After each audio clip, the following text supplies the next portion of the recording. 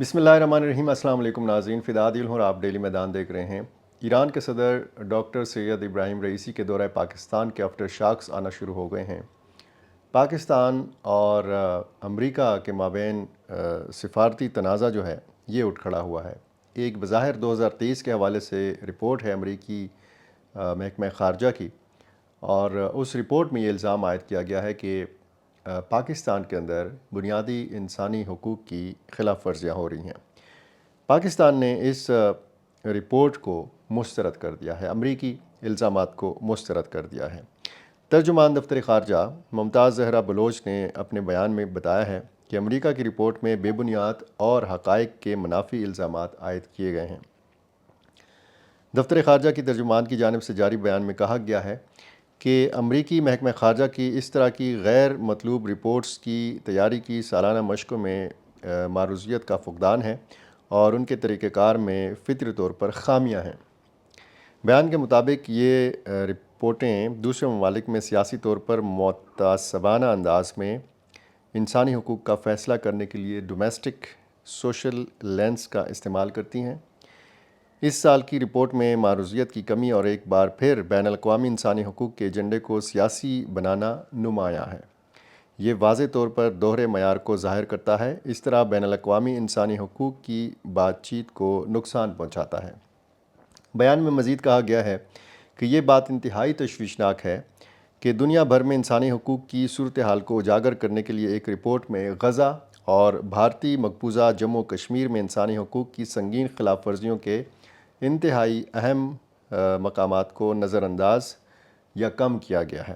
بیان کے مطابق غزہ کی تشویشناک صورتحال، انسانی امداد کو ہتھیار بنانا اور 33,000 سے زیادہ شہریوں کے قتل عام کو صرف سیاسی طور پر محرک رپورٹ ہی نظر انداز کر سکتی ہے۔ غزہ میں جاری نسل کشی پر امریکہ کی خاموشی انسانی حقوق سے متعلق نام نہاد ملک کی رپورٹوں کے پیچھے بیان کردہ مقاصد کے خلاف ہے۔ بیان میں کہا گیا ہے کہ پاکستان اپنے آئینی فریم ورک اور جمہوری اخلاقیات کے مطابق اپنے انسانی حقوق کے فریم ورک کو مضبوط بنانے، بین الاقوامی انسانی حقوق کے ایجنڈے کو فروغ دینے اور بین الاقوامی انسانی حقوق کی بات چیت میں منصفانہ اور معروضیت کو برقرار رکھنے کے لیے اپنے عزم پر ثابت قدم ہے۔ اس بیان میں کہا گیا ہے کہ اگر امریکہ کو اس مشق میں شامل ہونا ضروری ہے تو ہم امریکی محکمہ خارجہ سے یہ توقع کرتے ہیں کہ وہ پیچیدہ مسائل کا جائزہ لیتے وقت کم از کم مستعدی سے کام لے، ایسی رپورٹس کو حتمی شکل دینے میں معروضیت، غیر جانبداری اور ذمہ داری کا مظاہرہ کرے۔ دفتر خارجہ نے اپنے بیان میں مزید کہا کہ اسے تمام حالات کے بارے میں سچ بولنے کے لیے مطلوبہ اخلاقی جرات کا مظاہرہ کرنا چاہیے اور انسانی حقوق کی سنگین خلاف ورزیوں کے انتہائی اہم مقامات پر مظالم کے خاتمے کے لیے بین الاقوامی کوششوں کی حمایت میں تعمیری کردار ادا کرنا چاہیے۔ یہ 22 اپریل کو یہ رپورٹ جاری ہوئی ہے۔ اس رپورٹ میں کہا گیا ہے کہ گزشتہ ایک سال کے دوران پاکستان میں انسانی حقوق کی صورتحال میں کوئی خاص تبدیلی نہیں آئی۔ اس میں الزام لگایا گیا کہ پاکستانی حکومت بھی بھارت کی طرح سول سوسائٹی کارکنان، انسانی حقوق کے محافظوں اور صحافیوں کو اپنی سرحدوں سے باہر ڈراتی رہی یا بدلہ لینے کی کوشش کرتی رہی۔ رپورٹ میں دونوں ممالک کی حکومتوں پر انسانی حقوق کی نمایاں خلاف ورزیوں کا الزام لگایا گیا ہے۔ پاکستان کے لیے کہا گیا کہ احتساب کے فقدان کے باعث بڑے پیمانے پر ذمہ داران کو کارروائی سے استثناء ہے۔ رپورٹ میں انسانی حقوق کے کارکنوں کے گزشتہ سال کے الزامات کو نمایاں کیا گیا، جس میں حکومت پر دوسرے ممالک میں سیاسی بنیادوں پر قتل اور اغوا کی وارداتوں کا الزام لگایا گیا۔ رپورٹ میں الزام لگایا گیا کہ پاکستانی حکومتوں نے حکمت عملی کے طور پر جبری گمشدگیوں کی منظوری دی۔ کمیشن آف انفورسڈ ڈسپیئرنس کی جانب سے اگست میں جاری کردہ اعداد و شمار کا حوالہ دیتے ہوئے رپورٹ میں کہا گیا ہے کہ 2011 سے کمیشن کو رپورٹ کیے گئے 9,967 لاپتہ افراد کے کیسز میں سے 7,714 کو حل کیا گیا، جبکہ 2,253 کیسز زیر التوا ہیں۔ منصفانہ ٹرائلز کے حوالے سے رپورٹ میں 9 مئی کے پرتشدد واقعات کے الزام میں گرفتار شہریوں کے فوجی ٹرائلز کا ذکر کیا گیا ہے۔ پرتشدد واقعات سابق وزیراعظم عمران خان کی گرفتاری کے بعد ہوئے تھے۔ اس رپورٹ میں عمران خان تحریک انصاف کے کارکنوں کے ساتھ جو ہونے والے واقعات ہیں اس کا بھی ذکر کیا گیا اور دفتر خارجہ نے اس کی شدید الفاظ میں اس کو رد کر دیا ہے، مسترد کیا ہے اور اتنا لمبا چوڑا رد عمل میں بیان دیا ہے۔ ایک دوسرا معاملہ، افغان وزیر خارجہ امیر خان متقی نے افغان قازق بزنس فورم کی ایک تقریب سے خطاب کیا ہے۔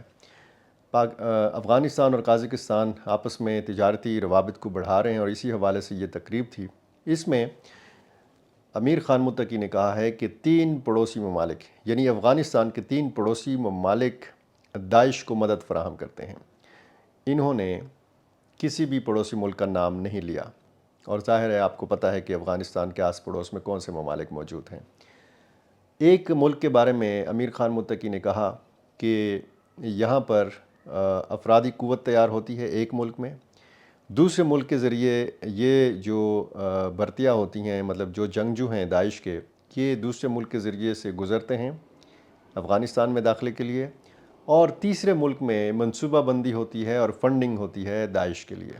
اب یہ ایک الارمنگ سچویشن ہے، ایک الارمنگ صورتحال ہے افغانستان کے پڑوسی ممالک کے لیے۔ اشارہ ان کا کن کن ممالک کی جانب ہے یہ انہوں نے نہیں بتایا، یہ انہوں نے واضح نہیں کیا، لیکن ہم یہ دیکھتے آ رہے ہیں کہ جب ہم پاکستان کے حوالے سے بات کرتے ہیں تو پاکستان کا ہمیشہ یہ الزام رہا ہے کہ جی ٹی ٹی پی کی قیادت افغانستان میں موجود ہے، اور ٹی ٹی پی اپنے حملوں کی منصوبہ بندی جو ہے وہ افغانستان میں کرتی ہے۔ اسی طرح افغان سائٹ سے الزام لگایا جاتا ہے کہ داعش کی بنیادیں جو ہیں یہ پاکستان میں ہیں، اور پاکستان میں ہی ان حملوں کی منصوبہ بندی ہوتی ہے جو حملے افغانستان کے اندر ہوتے ہیں۔ اب یہ صورتحال جو ہے یہ کافی تشویشناک ہے۔ پاکستان اور افغانستان کے تعلقات کے تناظر میں آپ اگر بات کریں تو پھر ہم نے یہی دیکھا ہے کہ ایک تو ٹی ٹی پی کا حساس معاملہ ہے، اور دوسرا ٹی ٹی پی ہی کا معاملہ جو ہے اس کے رد عمل میں ہم نے دیکھا کہ افغان مہاجرین کے انخلاء کی بات کی گئی۔ 5,40,000 افغان مہاجرین اب تک واپس جا چکے ہیں، اور دوسرے مرحلے میں بتایا گیا تھا کہ جی جو رجسٹرڈ افغان مہاجرین ہیں ان کو بھی واپس بھیجا جائے گا۔ اب ان کے حوالے سے یہ ہے کہ پی او آر کارڈ ہولڈرز جو افغان مہاجرین ہیں ان کو 3 مہینے مزید مہلت دیے جانے کا امکان ہے۔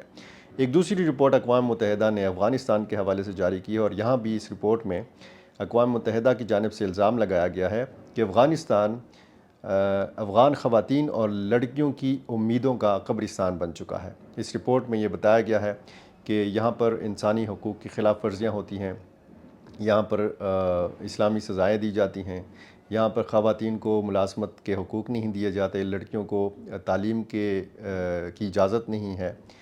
لیکن ہر رپورٹ کی طرح اس رپورٹ کو بھی افغان طالبان نے مسترد کیا ہے اور تمام الزامات کی تردید کی ہے۔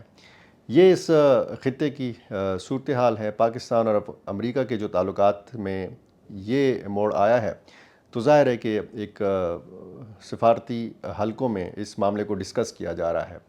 امریکی دفتر محکمہ خارجہ کی رپورٹ اور اس کا پھر پاکستان کی طرف سے شدید الفاظ میں اس کا رد کیا جانا، اور یہ رپورٹ جو ہے اس میں تحریک انصاف کے لیے بہت کچھ ہے، کیونکہ امریکہ کی جانب سے اس پر تشویش ظاہر کی گئی ہے جو سیاسی کارکنوں کے ساتھ یا تحریک انصاف کے کارکنوں کے ساتھ کیا گیا۔ لیکن دوسری طرف ہم دیکھتے ہیں کہ تحریک انصاف کی جانب سے عمران خان صاحب کی جانب سے یہ الزام لگایا جاتا ہے کہ ان کی حکومت کے خاتمے میں امریکہ نے اپنا کردار ادا کیا تھا، اور اس میں وہ جو ایک مشہور زمانہ سائفر کا ذکر آتا ہے۔